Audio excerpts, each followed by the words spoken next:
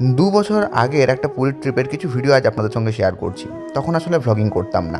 কালকেই রথ, আর আজকে পুরীর কোনো ভিডিও শেয়ার করব না, সেটা আর কি করে হয়। সবাই তো পুরীর জগন্নাথ মন্দিরটাই দেখায়।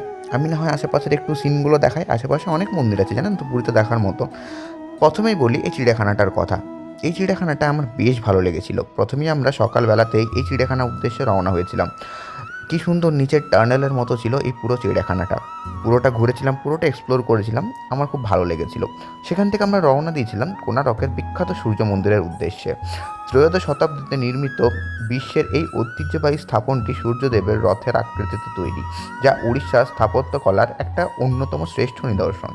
তারপর আমরা আরও কয়েকটি ছোটোখাটো মন্দির দর্শন করেছিলাম।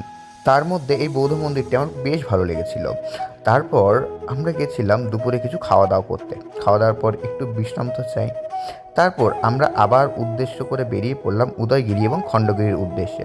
প্রায় ২০০০ বছরেরও বেশি পুরনো এই গুহাগুলি জৈন সন্ন্যাসীদের ধ্যান ও বাসস্থানের জন্য তৈরি করা হয়েছিল। আজ সেগুলোর ভাস্কর্য ও ইতিহাস দর্শনার্থীদের মুগ্ধ করে তোলে। বিকেল গড়িয়ে সন্ধ্যা নেমে পড়েছিল।